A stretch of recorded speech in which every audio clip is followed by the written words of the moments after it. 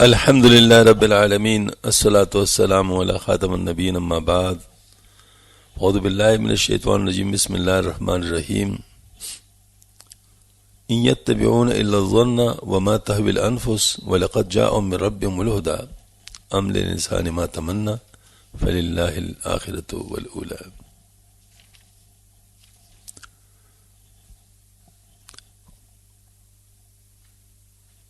وقال الله تعالى فلا تغرنكم الحياة الدنيا ولا يغرنكم بالله الغرور. وقال الله تعالى ولكنكم فتنتم أنفسكم وتربصتم وارتبتم وغرتكم الأماني حتى جاء أمر الله وغركم بالله الغرور. وقال الله تعالى ومنهم أميون لا يعلمون الكتاب إلا أماني وإنهم إلا يظنون. وقال رسول الله صلى الله عليه وسلم الكيس من دان نفسه وعمل لما بعد الموت والعاجز من أتبع نفسه هواها وتمنى على الله. وقال عليه الصلاة والسلام لا يؤمن أحدكم حتى يكون هواه تبعا لما جئت به. وقال عليه الصلاة والسلام إنه سيخرج في أمتي أقوام تتجارى بهم تلك الأهواء كما يتجارى الكلب بصاحبه لا يبقى منه إرق ولا مفصل إلا دخله. وقال عليه الصلاة والسلام من كان في القرآن برأيه فليتبوأ مقعده من النار. وقال عليه الصلاة والسلام شر الأمور محدثاتها وكل بدعة ضلالة. صدق الله العلی العظیم وصدق رسول النبی الکریم. معزز خواتین و حضرات، اللہ جل شانہ نے ارشاد فرمائے کہ یہ لوگ صرف بے اصل خیالات پر اور اپنے نفس کی خواہش پر چل رہے ہیں، حالانکہ ان کے پاس ان کے رب کی جانب سے بواسطہ رسول صلی اللہ علیہ وسلم ہدایت آ چکی ہے. کیا انسان کو اس کی ہر تمنا مل جاتی ہے؟ سو ایسا نہیں ہے، کیونکہ ہر تمنا خدائی کے اختیار میں ہے، آخرت کی بھی اور دنیا کی بھی.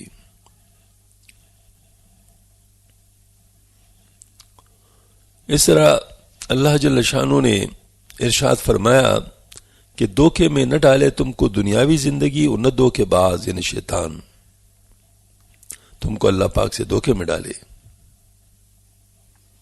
اور ارشاد فرمایا ہے کہ لیکن تم نے اپنے کو گمراہی میں پنسا کر رکھا تھا اور تم منتظر رہا کرتے تھے اور اسلام کے حق ہونے میں تم شک رکھتے تھے اور تم کو تمہاری بےہودہ تمناؤں نے دھوکہ میں ڈال رکھا تھا، یہاں تک کہ تم پر خدا کا حکم آ پہنچا اور تم کو دھوکہ دیا غرور نے یعنی شیطان نے، اللہ کے ساتھ دھوکہ میں ڈال رکھا تھا. اور ارشاد فرمایا ہے کہ ان یہودیوں میں بہت سے ناخواندہ بھی ہیں جو کتابی علم نہیں رکھتے لیکن بلا سند دل خوشکن باتیں ان کو بہت یاد ہیں، اور وہ لوگ اور کچھ نہیں ویسے ہی بے بنیاد خیالات پکا لیتے ہیں.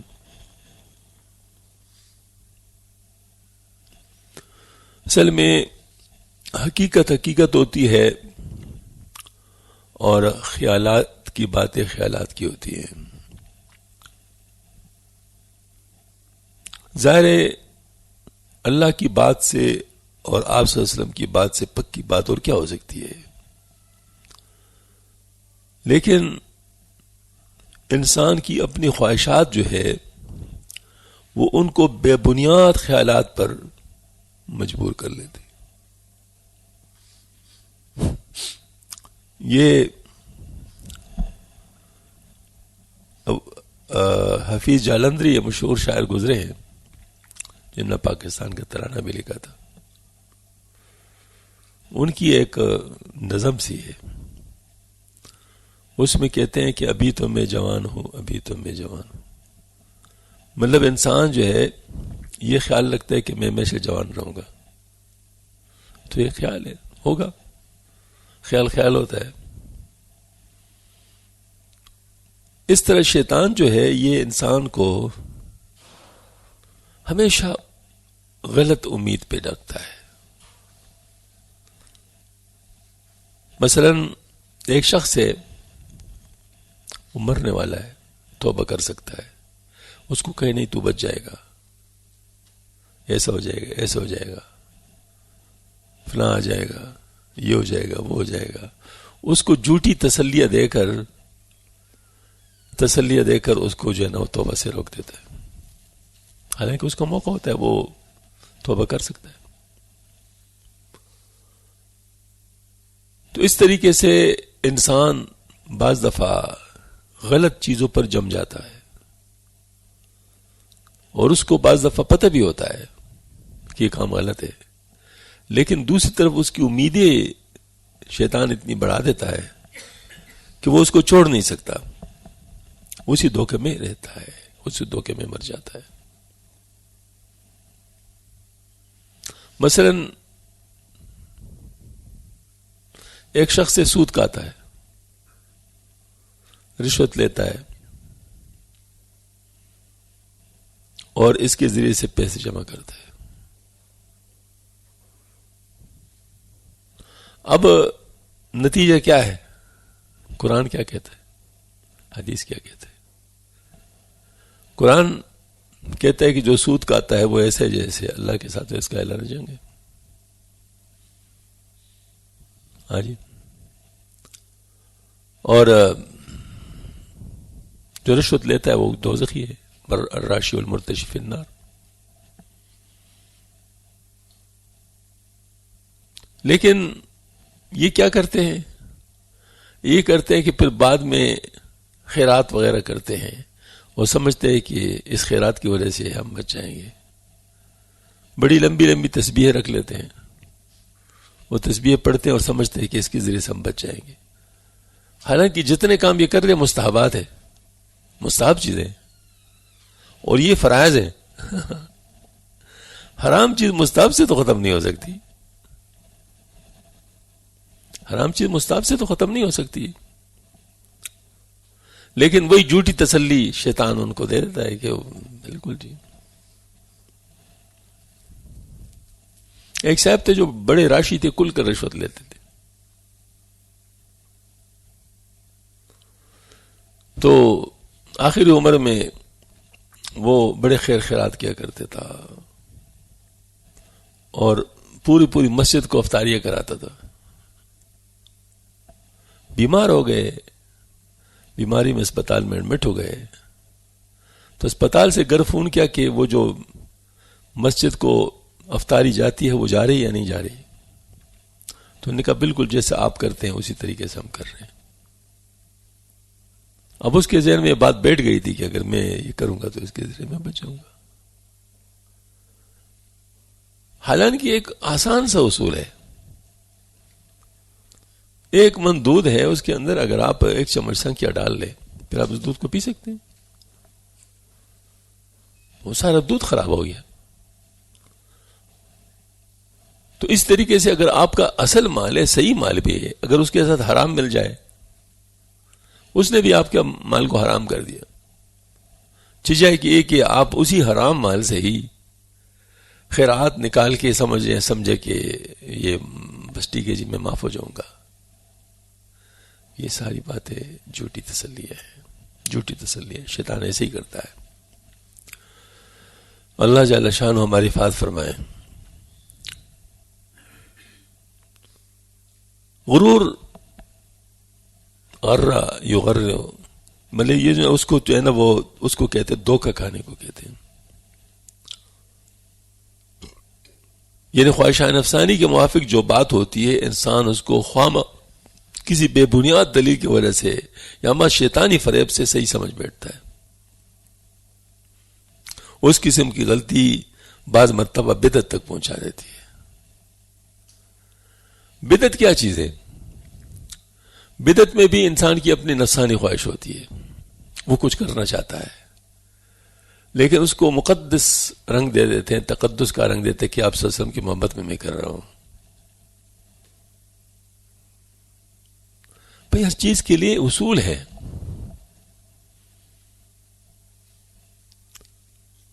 مثلا جس کے ساتھ آپ کو محبت ہے، آپ اس کو کوئی گفٹ کرنا چاہتے ہیں اور اس سے وہ نفرت کرتا ہے اس گفٹ سے. کوئی ایسی چیز ہے مثلا شراب آپ اس کو دینا چاہتے ہیں اور وہ شراب کو حرام سمجھتا ہے. مجھے بتاؤ آپ اس کو یہ گفٹ کریں گے تو اس پہ خوش ہوگا؟ کبھی بھی خوش نہیں ہوگا، ناراض ہوگا. تو جو حضور کا طریقہ نہیں ہے اور آپ اس کو حضور کا طریقہ سمجھ کر کر رہے ہیں، یعنی مطلب یہ کہ دین کا بات سمجھ کے کر رہے ہیں، تو اس پہ اللہ پاک خوش ہو یا آپ سے ہم خوش ہوں گے؟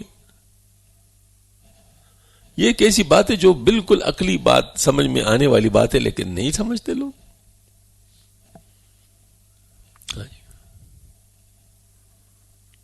اصل میں واقعی انسان بہت ہی زیادہ ناشکرا ہے، جلد باز ہے، بے سمجھ ہے. اسی کے لیے تو اللہ تعالیٰ نے پیغمبر بھیجے ہیں، اور اللہ جل شانہ نے اسی کے لیے کتابیں بھیجی ہیں تاکہ ہم اپنی ناسمجھی کی وجہ سے اپنا نقصان نہ کریں.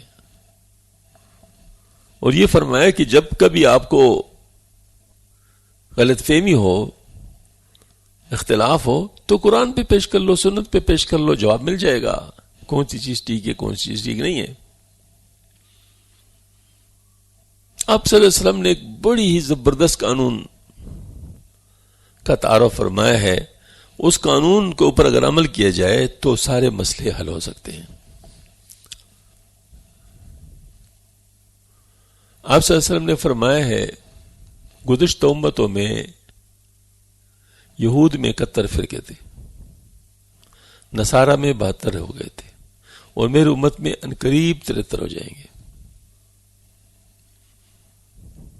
اس کے اندر ایک خفیف اشارہ بھی ہے، بہت سوفسٹیکیٹڈ اشارہ ہے، کیونکہ جتنے فتنے بنتے ہیں وہ نفس کی وجہ سے بنتے ہیں، اور نفس سب کا ایک ہے، نفس سب کا ایک ہے.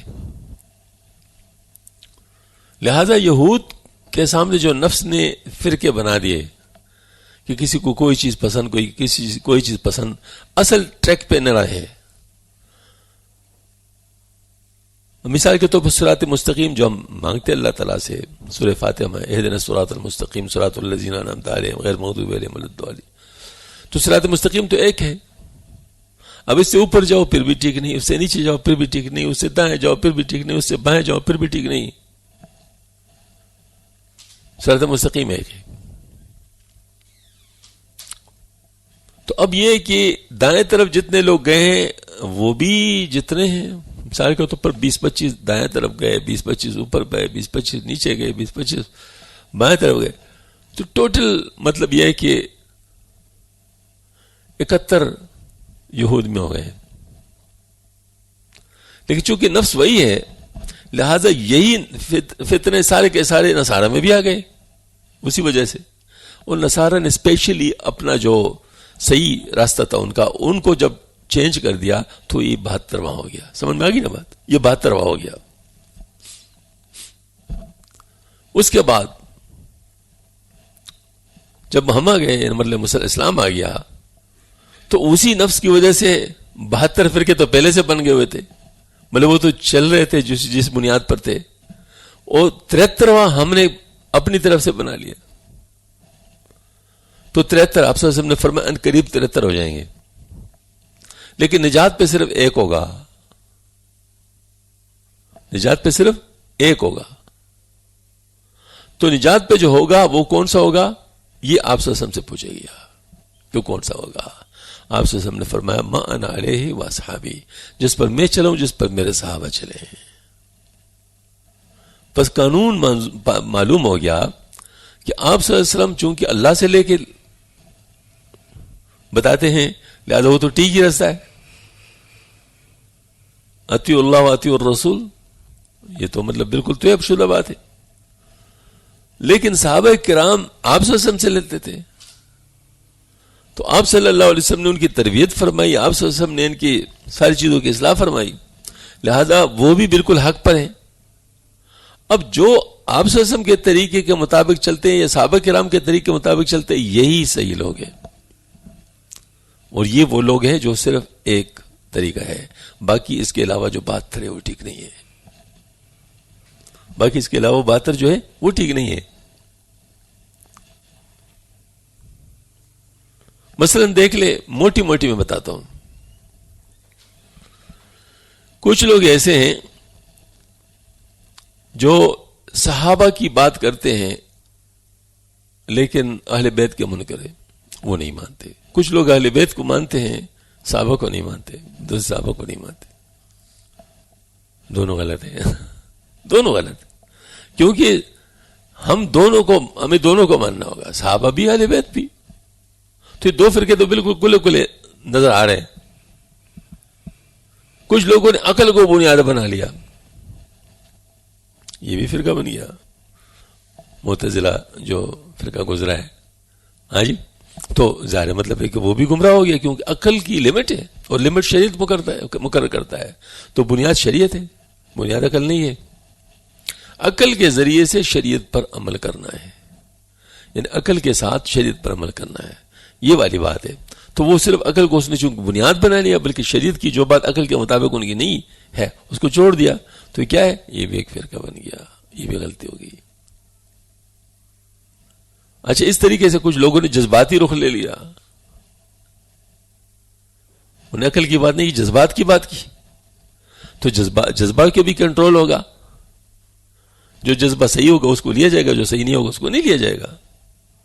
تو اس کا اپنا الگ مطلب گروہ بن گیا. تو اس طریقے سے مختلف کچھ لوگوں نے قرآن کو لے لیا، حدیث کو چھوڑ دیا. حالانکہ قرآن تو اللہ کی کتاب ہے، لیکن حدیث قرآن ہی میں ہے کہ حدیث کو بھی مانو. تو اس نے قرآن پر بھی عمل نہیں کیا. ہاں جی، تو لہٰذا وہ بھی گمراہ ہو گئے. کچھ لوگوں نے حدیث کا مطلب لے لیا لیکن حدیث کی تشریح نہیں لی. اس کا مطلب ہے کہ اس مختلف قسم کے وہ بنتے ہیں. تو اس طریقے سے مطلب یہ ہے کہ اگر ہم دیکھیں تو فرقے بنتے جائیں گے اور بنے ہیں، لیکن ہم نے کیا کرنا ہے؟ ہمارے پاس ایک ہی راستہ ہے، ما انا علیہ واصحابی، جس پر میں چلو، جس پر میرے صحابہ چلے. جب تک اس کے مطابق نہیں ہوگا تو معاملہ ٹھیک نہیں ہوگا. اب میں محبت کرتا ہوں آپ صلی اللہ علیہ وسلم کے ساتھ، سبحان اللہ، حکم ہے اس کا، جیسے قرآن پاک اللہ کی کتاب ہے، ہم مانتے ہیں. لیکن اس کے لیے اگر کوئی حدیث چھوڑتا ہے تو پھر ٹھیک نہیں ہوگا. اسی طریقے سے آپ صلی اللہ علیہ وسلم کی محبت اگر کوئی کرتا ہے تو اس کو تو ہم نہیں روکیں گے، لیکن اگر کوئی محبت کے دعویٰ کے ساتھ سنت چھوڑتے ہیں تو ہم اس کو جھوٹی محبت کہتے ہیں. بات سمجھ میں آ رہی ہے نا؟ ہم اس کو کیا کہتے ہیں؟ جھوٹی محبت کہتے ہیں، کیونکہ سنت محبت سے جدا نہیں ہو سکتی. جب کسی کو آپ صلی اللہ علیہ وسلم کے ساتھ محبت ہے تو سنت پر بھی عمل ضروری ہے، کیونکہ سنت کے بغیر محبت کا ثبوت نہیں دیا جا سکتا. کیسے محبت ہوگی؟ یعنی جن کو جو آپ کا محبوب ہے، چن چن کر ان کے طریقوں کی مخالفت کرنا اور پھر کہنا کہ مجھے تو محبت ہے. یہ بالکل ایسے جیسے بعض عورتیں پردہ نہیں کرتی تو ان سے جب پوچھا جاتا ہے کہ پردہ کیوں نہیں، کہتے ہمارا دل صاف ہے. پردہ دل کا ہونا چاہیے. بھائی دل تو ویسے ہی پردے میں ہے، وہ تو کرنے کی بات نہیں ہے، اس کو کون دیکھ سکتا ہے؟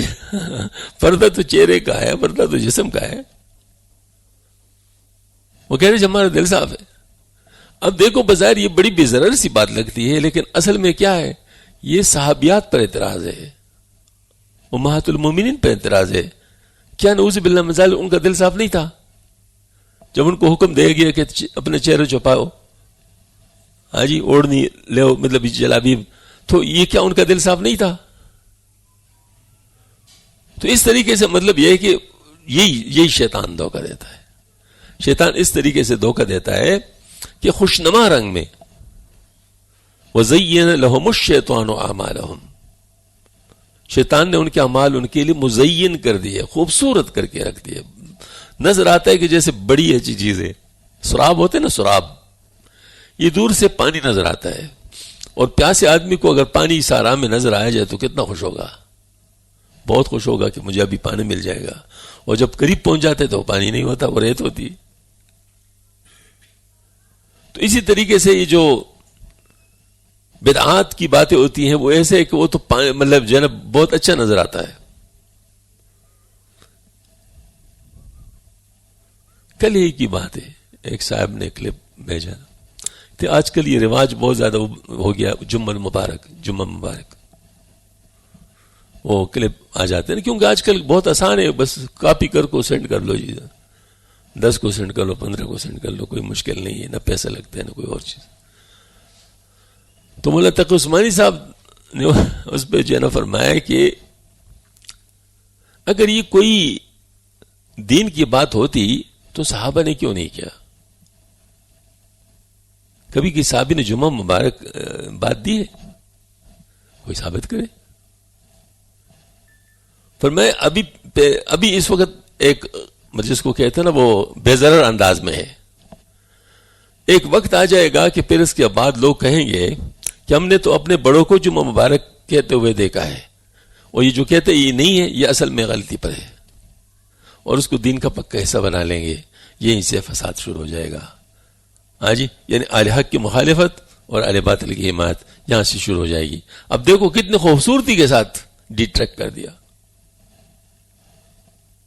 تو اس وجہ سے آسان بات ہے کہ جو کام ہمارے بڑوں کی بات نہ کرے، صحابہ کی بات کرے. ہمیں صحابہ کا مکلف کیا گیا ہے، صحابہ کا مکلف. ما انا علیہ و اصحابی. جس وقت انبیاء آتے تھے اس وقت انبیاء کی بات ہوتی تھی، جیسے اسحاق علیہ السلام. ہاں جی، مطلب یہ ہے کہ وہ نے ان سے کہا کہ آپ کیا کریں گے اس میرے بات میں؟ نے کہا ہم آپ کی دین پر چلیں گے، آپ کے مطلب فلاں نبی جو انبیاء تھے ان کے دین پر چلیں گے. تو اس وقت یہ بات تھی. اب یہ بات نہیں ہے، چونکہ آپ صلی اللہ علیہ وسلم پر نبوت ختم ہو گئی. اب کیا ہے؟ اب صحابہ کی بات ہوگی. یعنی یوں سمجھ لیجئے کہ صحابہ نے جو کچھ کیا بس وہی ہمارا دین ہے. صحابہ نے جس چیز کو دین نہیں سمجھا ہم اس کو ویسے رواج کے طور پہ کر لے تو کوئی بات نہیں. ایک رواج کی بات ہوگی، زیادہ سے زیادہ فضول بات ہوگی. ہوتے رواج فضول بھی ہوتے ہیں، زیادہ سے زیادہ فضول، لیکن بدعت نہیں ہوگی. بدعت نہیں، بدعت اس وقت بن جاتا ہے جس وقت آپ اس کو دین سمجھے، اور جو اس کو نہیں مانتا اس کی ایسی مخالفت کرے جو اسے دین کی کوئی مخالفت کر دے. آپ اس کی ایسی مخالفت کرے، یہ تو دیکھو دین کی بات نہیں مانتا. تو اس قسم کی بات کو روکا گیا ہے، کیونکہ دیکھیں حضرت عبداللہ بن مسعود رضی اللہ تعالیٰ عنہ ایک عجیب ارشاد فرمایا ہے جس سے مسئلہ ظاہر کھل جاتا ہے. حضرت نے فرمایا امام جب نماز پڑھا دے تو مقتدیوں کی طرف دائیں طرف سے بھی مڑ سکتا ہے، بائیں طرف سے بھی مڑ سکتا ہے. اور جس نے اپنے آپ کو دائیں طرف موڑنے پر لازم کر دیا، پابند کر دیا، اس نے اپنے نماز میں شیطان کا حصہ بنا دیا. اب حالانکہ دائیں طرف سے شروع کرنا سنت ہے، چونکہ دلیل عبداللہ بن مسعود نے یہ دی ہم نے آپ صلی اللہ علیہ وسلم کو بائیں طرف مڑتے ہوئے بھی دیکھا ہے، بائیں طرف مڑتے ہوئے بھی دیکھا ہے. پس پتہ چلے کہ بائیں طرف مڑنے کی اجازت ہے، اور یہ لازمی سنت نہیں ہے کہ دائیں طرف مڑ جاؤ. بائیں طرف بھی مڑ سکتے ہو، دائیں طرف بھی مڑ. ویسے اتفاقاً اگر کوئی دائیں طرف ہی مڑتا ہے کوئی بات نہیں،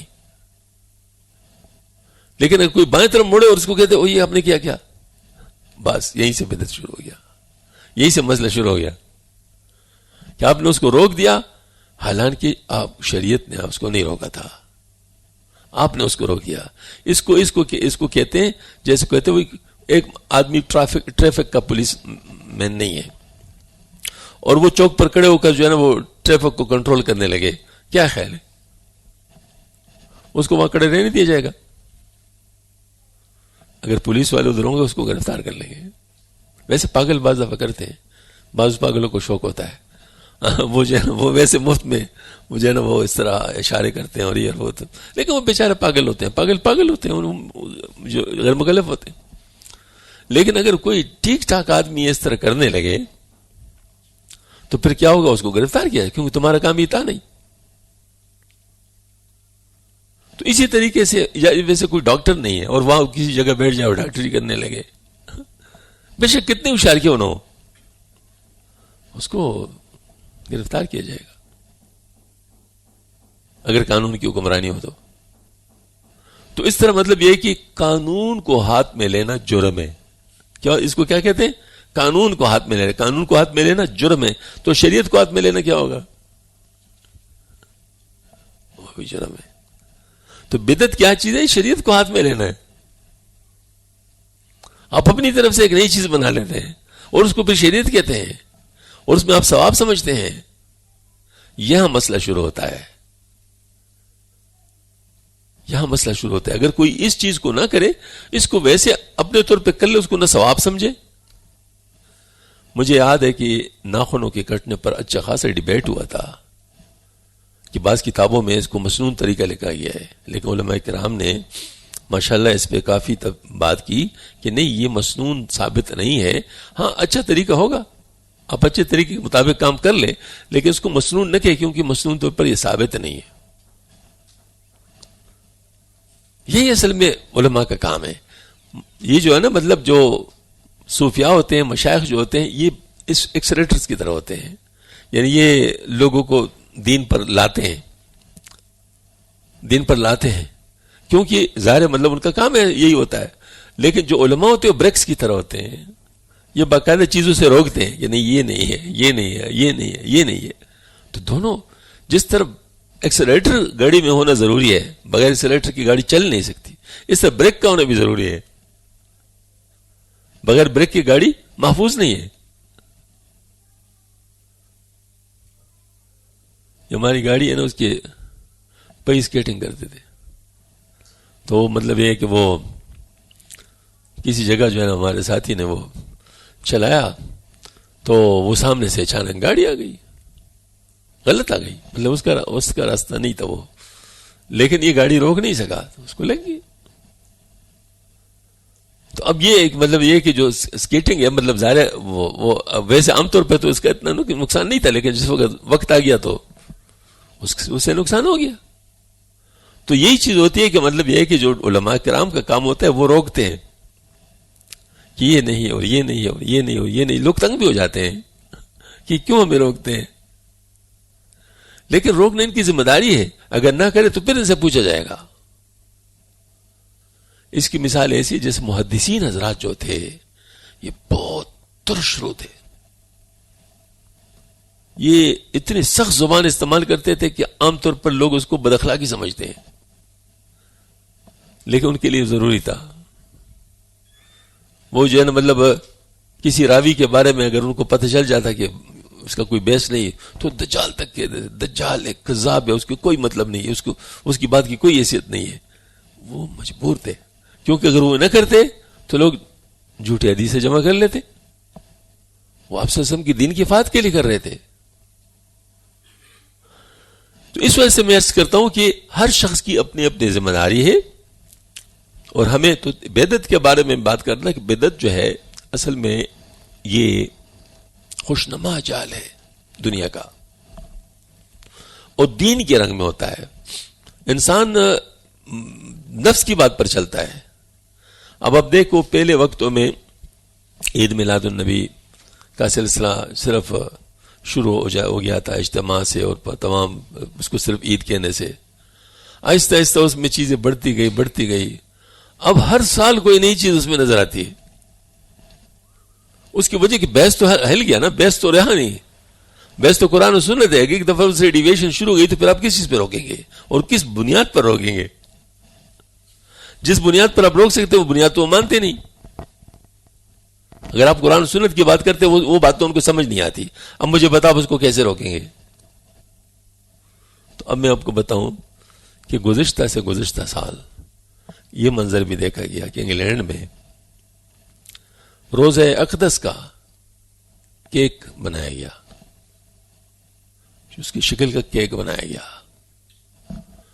اور 12 ربیع الاول کو باقاعدہ احرام پہنے ہوئے لوگ, مطلب ظاہر اس وقت احرام پہنے ہوئے تھے, بوڑھے آدمی, لمبی داڑیاں, اور نعرے لگاتے ہوئے happy birthday to you یا رسول اللہ, happy birthday to you یا رسول اللہ, اور کیک کو کاٹ رہے ہیں. کس کیک کو کاٹ رہے ہیں؟ روزہ اقدس کے کیک کو کاٹ رہے ہیں. کیا خیال ہے جس مطلب جو ہے نا سینری پر روزہ اقدس کا تصویر بنا ہو, آپ اس کو چوری سے کاٹ سکتے ہیں؟ کوئی جرات کر سکتا ہے؟ یہ بات ہے. اور ایسے لوگ کی پھر عقل نہیں ہوتی, عقل ختم ہو جاتی ہے. اب یہ عقل کی بات ہے نا, عقل ختم ہو جاتی ہے. یعنی یا یہ منظر بھی لوگوں نے دیکھا کہ ایک صاحب ان میں سے سبز گھاس پہ رک گیا، نہیں چلتا. کسی نے کہا کیوں نہیں چلتے؟ کہتے آپ صلی اللہ علیہ وسلم کے روزے کا رنگ سبز ہے، اس لیے اس پہ نہیں جا سکتا. یہ ایک تو یہ منظر بھی دیکھا گیا، اور یہ منظر کہ سبز رنگ کی کرسی کے اوپر بیٹھا ہوا ہے، یہ منظر بھی ہے. اب دو کو کیسے ملائیں گے آپ؟ عقلی طور پہ مل سکتی ہے باتیں. اور تیسری بات یہ کیک، یعنی کیک روزہ اقدس کا بنا ہوا، یعنی اس کے باقاعدہ صورت کا بنا ہوا، اس کو کاٹ رہے ہیں اور ہیپی برتھ ڈے ٹو یا رسول اللہ، احرام کے کپڑے پہنے ہوئے یہ کہہ رہے ہیں. اس وجہ سے یہ بہت ہی خبیث قسم کی چیز ہوتی ہے. یہ بدعت جو ہے یہ انسان کو انتہائی خباثتوں میں لے جاتا ہے، اس کا عقل بالکل ختم ہو جاتا ہے، عقل والی بات ان میں کچھ بھی نہیں رہتی. اس وجہ سے کہتے ہیں بھائی اللہ والوں کے قریب قریب رہو، جو صحیح بات کرے اور صحیح بات آپ کو کر سکے ان کے ساتھ ساتھ رہو، ورنہ صحیح باتیں شیطان اور نفس تمہیں کہاں جائے گا. حدیث شریف میں آتے جماعت کے ساتھ رہو، کیونکہ اکیلے بکری کو بیڑیا کہا جاتا ہے. آدمی اگر واقعی کسی اچھی جماعت کے ساتھ نہیں ہے تو پھر کیا ہوگا؟ پھر سنی سنائی پہ عمل کر کے پتہ نہیں کہاں سے کہاں پہنچ جائے گا. تو یہاں پر بھی اس قسم کی باتیں آئی ہمارے سامنے. فرمایا کہ دھوکے میں نہ ڈالے تم کو دنیاوی زندگی، اور نہ دھوکے باز یعنی شیطان تم کو اللہ سے دھوکے میں ڈالے. اور یہ ارشاد فرمائے لیکن تم نے اپنے کو گمراہی میں پنسا رکھا تھا، یعنی ان سے کہا جائے گا، اور تم منتظر رہا کرتے تھے، اور اسلام کے حق ہونے میں تم شک رکھتے تھے، اور تم کو تمہاری بیہودہ تمناؤں نے دھوکے میں ڈال رکھا تھا، یہاں تک کہ تم پر خدا کا حکم آ پہنچا اور تم کو دھوکہ دیا غرور نے، یعنی شیطان نے اللہ کے ساتھ دھوکے میں ڈال رکھا تھا. اس میں سے ایک دھوکہ یہ بھی ہے کہ اللہ جل شانہ کی صفات کو غلط انداز میں آپ کے پاس لے آئے. غلط انداز میں کیا؟ کہ دیکھیے اللہ غفور الرحیم ہے، بالکل ہے، اس سے کوئی انکار نہیں. اللہ تعالی غفور رحیم ہے. اگر کوئی توبہ کرنا چاہے تو اللہ بہت ہی زیادہ معاف کرنے والے ہیں. وَلَا تَقْنَطُوا مِن رَحْمَتِ اللَّهِ إِنَّ اللَّهَ يَغْفِرُ الذُّنُوبَ جَمِيعًا. اللہ تعالیٰ کی رحمت سے مایوس نہ ہو، بے شک اللہ تعالیٰ تو سارے گناہوں کو معاف کرتا ہے.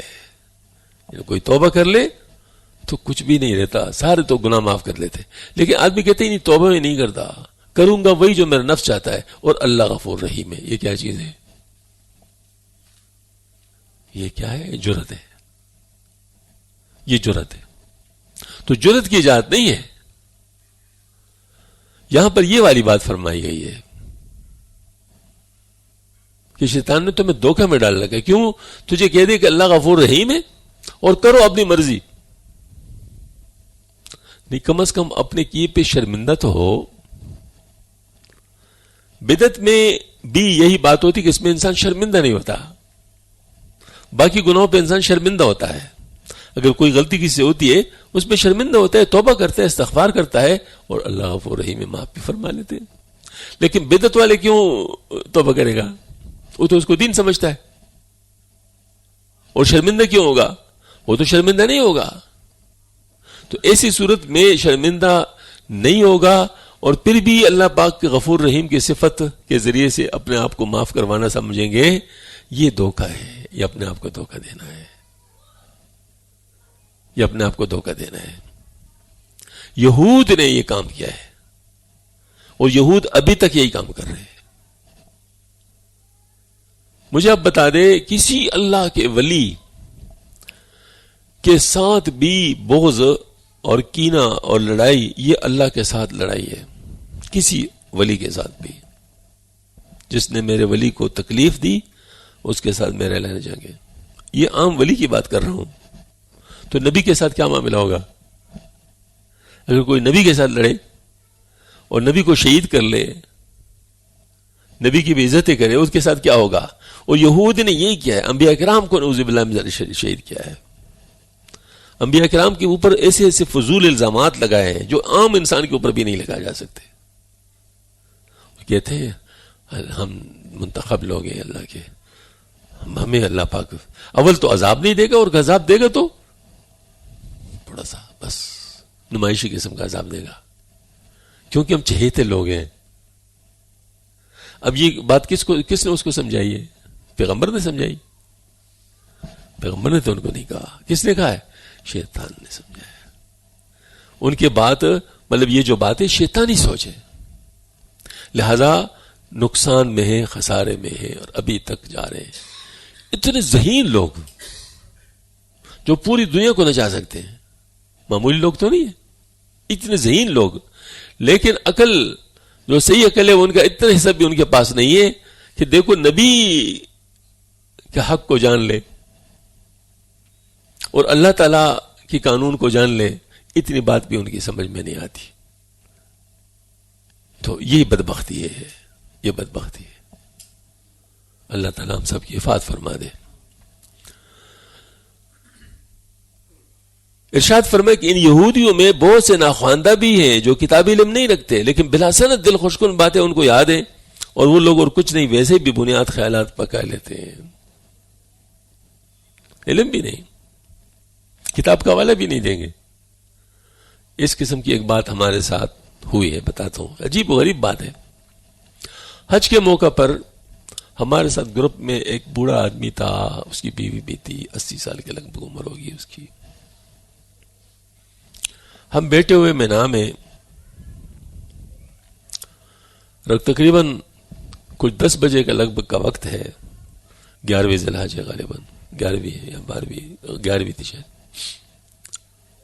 وہ آ گئے. جی اب کدھر گئے تھے بابا جی؟ وہ جی ہم پتھر مار رہے تھے شیطانوں کو. نے کہا ابھی تو وقت ہی شروع نہیں ہوا، ابھی تو وقت ہی شروع نہیں ہوا، تو آپ نے کیسے پتھر مار دیے؟ زوال کے بعد وقت شروع ہوگا. تو مجھے کہتے ہیں ایک آدمی نے صحیح حج کیا تھا، اس کا حج قبول نہیں ہوا، اور دوسرے آدمی نے صحیح حج نہیں کیا تھا، اس کا حج قبول ہوا. میں نے کہا اس بابا جی کو کوئی سمجھا سکتے ہیں کہ اس نے کیا بات کی؟ صحیح حج ہوا، اس کا حج قبول نہیں ہوا، جس نے صحیح حج نہیں کیا تھا وہ قبول ہوا. اول تو یہ بات ہے کہ اس کو بتایا کس نے؟ کیا یہ پیغمبر ہے؟ یا پیغمبر نے سے بات کی ہے؟ کیونکہ قبول ہوا نہیں ہوا کا مطلب تو کوئی اور نہیں بتا سکتا.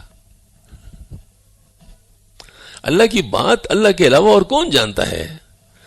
یا تو وحی کے ذریعے سے پتہ چل جائے، تو وحی تو پیغمبر کو ہوتی ہے، تو وہی تو ظاہر اس کو ہو نہیں سکتی. پیغمبر تو ہے نہیں، انہیں پیغمبر سے سنا ہے. تو اب بتاؤ کون سی بات اس نے کی، اور اس بات کو کیا آپ کہیں گے؟ یہ وہی بات ہے جو اللہ آپ سے نے بھی کی ہے، بے سند بے سند بات کرنا. کوئی سند کی ضرورت ہی نہیں. تو اس قسم کے لوگ خیالات ہمارے گاؤں وغیرہ میں لوگ بڑے بوڑھے ان کے پاس ہوتی ہے. ایسے عجیب عجیب باتیں کر لیں گے، آپ حیران ہوں گے، سر پکڑ جائیں گے، یہ کیا کہہ دیا، یہ کس طرح ہے؟ لیکن وہ ہے، اور باقاعدہ اس پہ بڑے پکے ہوتے ہیں. ہاں جی.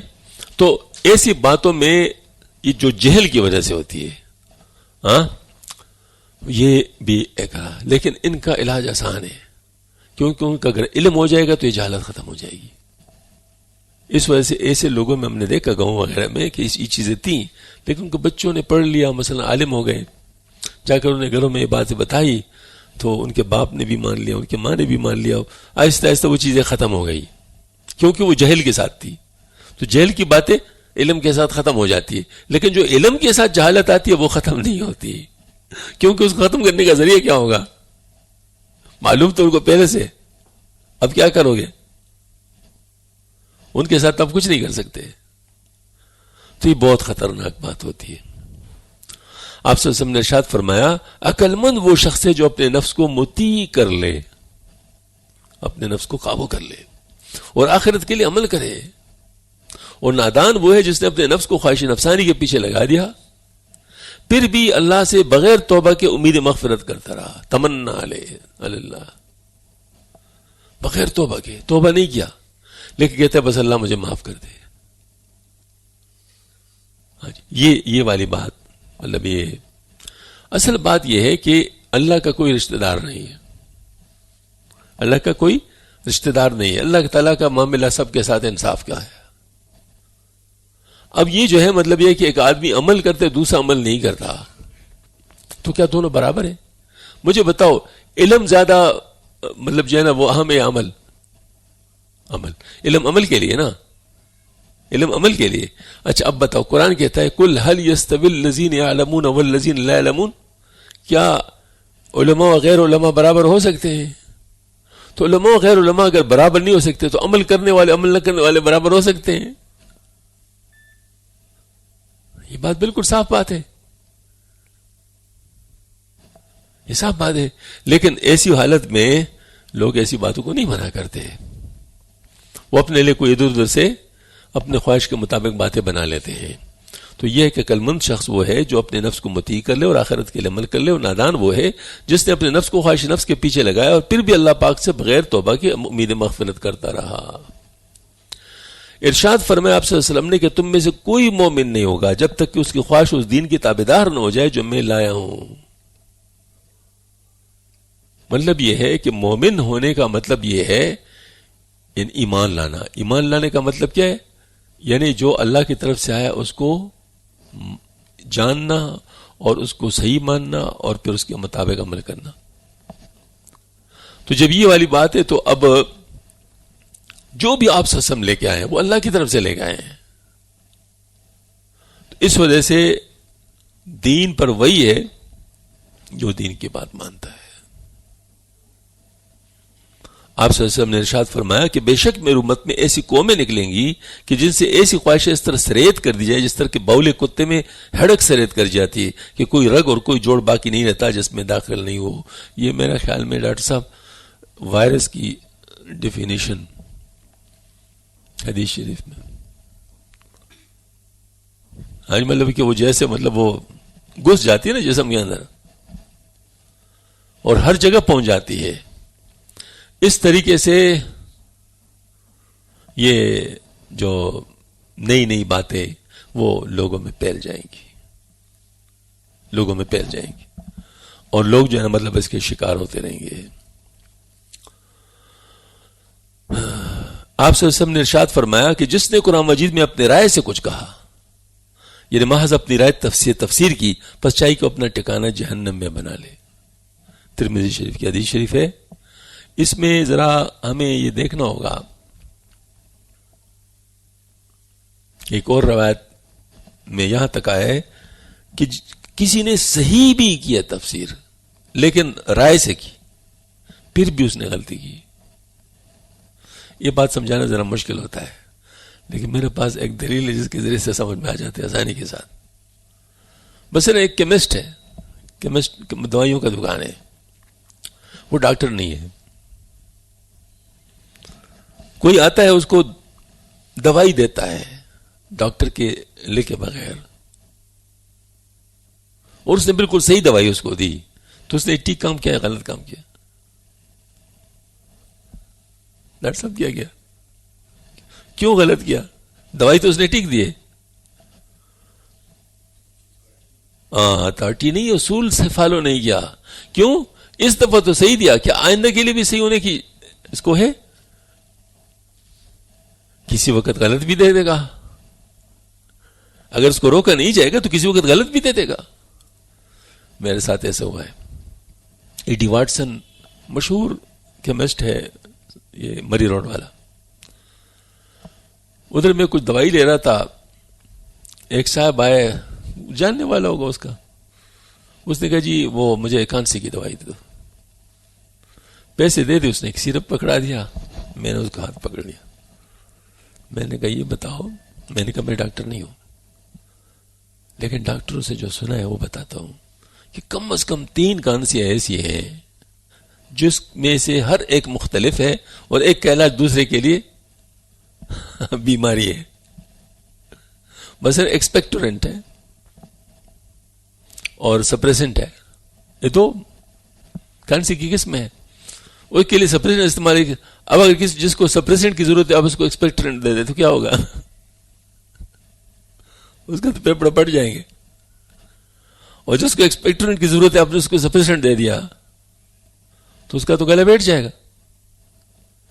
ہاں جی, یہ دو ہو گئے. تیسرے کارڈے کے, تو اس کا مطلب یہ ہوا کہ یہ دیکھیں, میں نے کہا میں ڈاکٹر نہیں ہوں, لیکن ڈاکٹر سے جو سنا ہے تو کم از کم یہ 3 کانسی ہمیں جو معلوم ہے کہ یہ ہر ایک کا علاج دوسرے کا مخالف ہے. اب میں نے کہا آپ نے کیا اس مریض کو دیکھا ہے کہ اس کو کون سی کانسی ہے؟ آپ کو کیا پتا؟ اگر یہ غلط ہو گیا تو پھر کون ذمہ دار ہوگا؟ اس نے فوراً سے اسی واپس لے لی, پیسے اس کو پکڑا کے جاؤ ڈاکٹر سے لکھوا کے لے آؤ. ڈاکٹر سے لکھوا کے لے آؤ. اصول کی بات ہے, اس کے لیے کوئی لمبی چوڑی علم کی ضرورت تو نہیں ہے.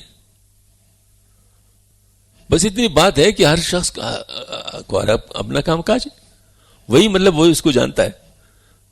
تو یہ نہیں ہے مطلب یہ جو مطلب میکینک جو نہیں ہوتے یا جو مطلب وہ نہیں ہوتے کام کرنے والے, تو وہ تھوڑا بھی صحیح نہیں چلا سکتے. تھوڑا چلائے گا ایک جگہ اور لگے گا دوسری جگہ, تو جو ٹھیک چیز ہوگی اس کو بھی خراب کر دے گا. ٹھیک ہے, مطلب اس کا کام نہیں ہے. تو جس کا کام ہے اس سے لو, اس سے وہ کام لو, ورنہ پھر کیا ہوگا؟ نقصان ہوگا. آپ صلی اللہ علیہ وسلم نے ارشاد فرمایا, رسول اللہ صلی اللہ علیہ وسلم نے, کہ سب کاموں سے برا کام بدعت ہے اور ہر بدعت گمراہی ہے. یہ مسلم شریف کی روایت ہے.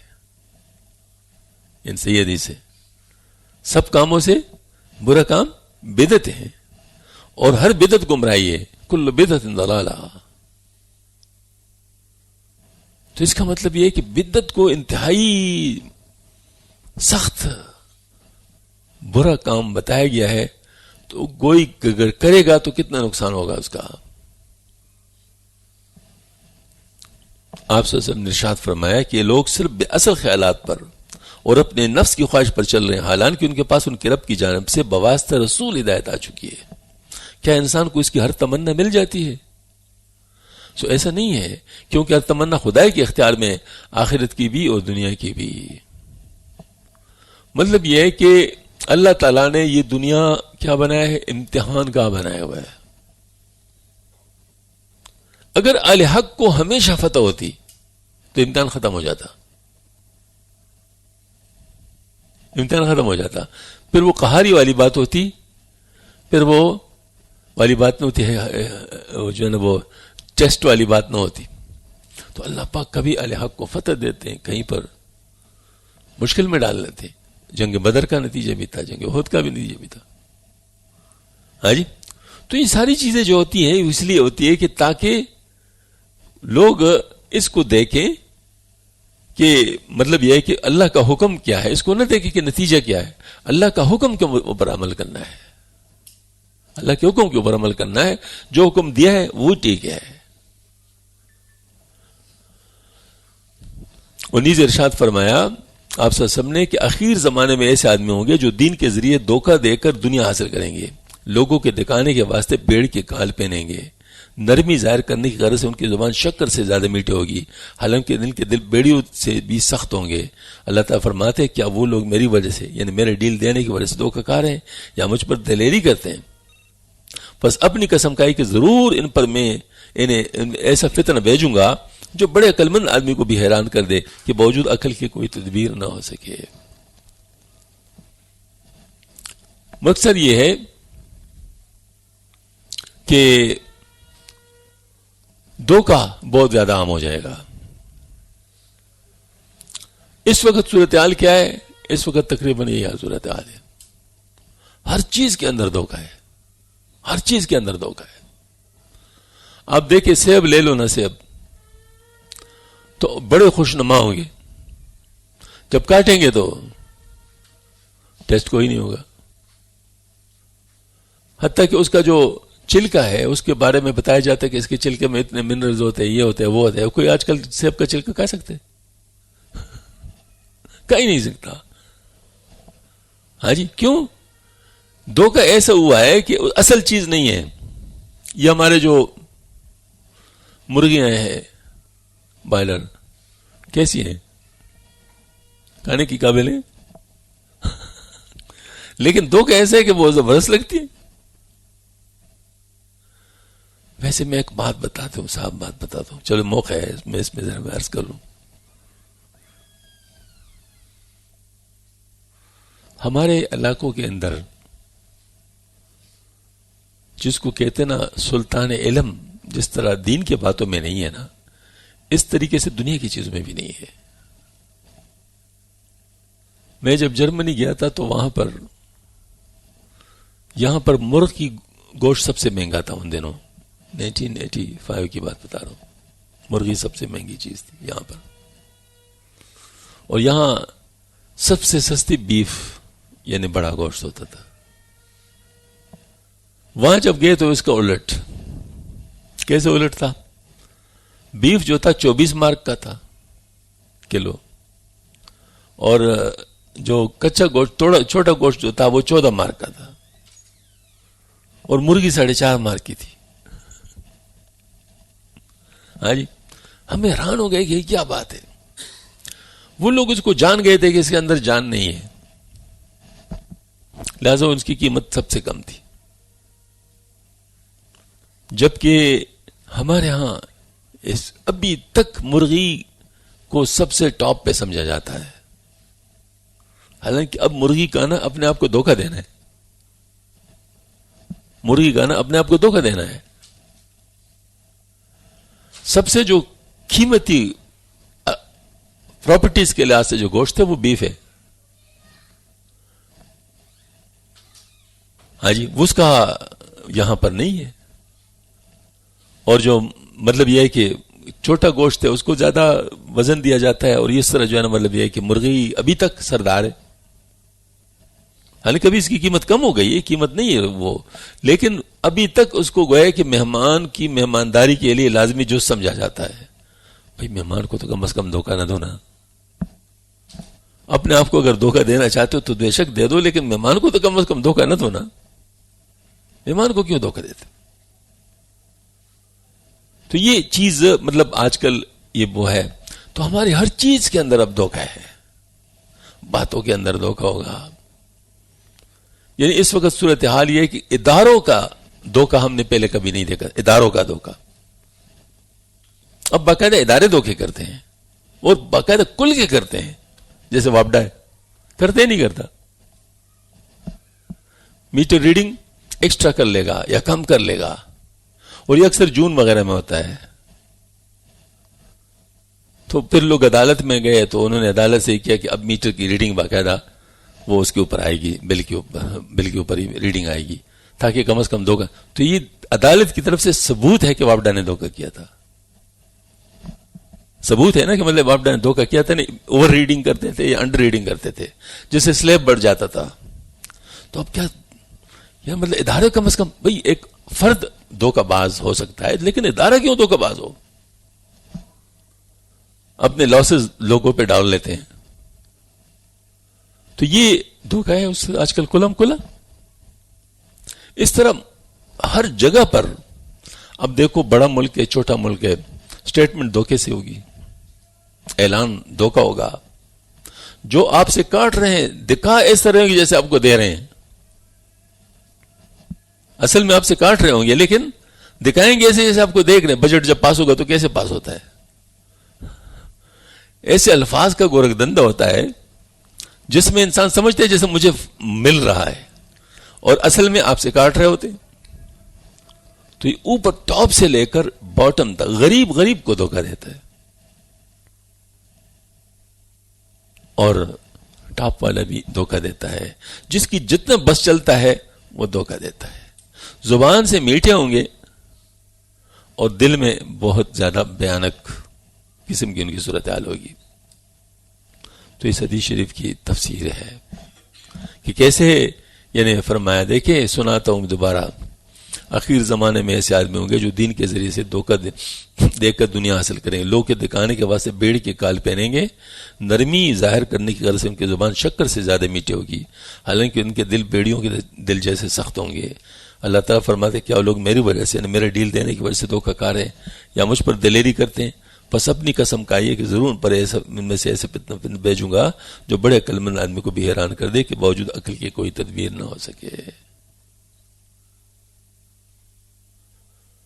اللہ پاک ہم سب کی حفاظت فرما دے اور ہر قسم کے دھوکے سے محفوظ رکھتے. سب سے پہلے ہم اپنے آپ کو جو دھوکہ دے رہے ہیں اس سے ہم بچ جائیں, اور اس کے لیے یہ دعا بہت مجرب ہے. ربنا ظلمنا انفسنا وان لم تغفر لنا وترحمنا لنكن من الخاسرین. اللهم صل على سيدنا مولانا محمد وبارك وسلم. ربنا ظلمنا انفسنا وان لم تغفر لنا وترحمنا لنكن من الخاسرين. لا اله الا انت سبحانك اني كنت من الظالمين. ربنا اغفر لنا ذنوبنا وكفر عنا سيئاتنا وتوفنا مع الابرار. ربنا لا تؤاخذنا ان نسينا واخطانا. ربنا ولا تحمل علينا اصرا كما حملته على الذين من قبلنا. ربنا ولا تحملنا ما لا طاقة لنا به واعف عنا واغفر لنا وارحمنا انت مولانا فانصرنا على القوم الكافرين. سبحان ربك رب العزة عما يصفون وسلام على المرسلين والحمد لله. انشاءاللہ 26 تاریخ کو طے ہو گیا ہے کہ خواتین کا جوڑ ہوگا انشاءاللہ 9 بجے سے لے کے 12 بجے تک. تو ایک تو یہ کہ خود بھی آئیں اور اپنے سہیلیوں کو بھی بتائیں اپنے وقت پر کہ مطلب وہ سب آ جائیں. بالکل چھوٹے بچے جو گود والے وہ تو بے شک ساتھ لائیں, لیکن جو اس سے بڑے بچے ہوں وہ ان کے والد کے پاس چھوڑ دیں, اور تاکہ آپ لوگ خود بھی سن سکے دوسروں کو بھی سننے کا موقع ہو. اللہ تعالیٰ ہم سب کو عمل کی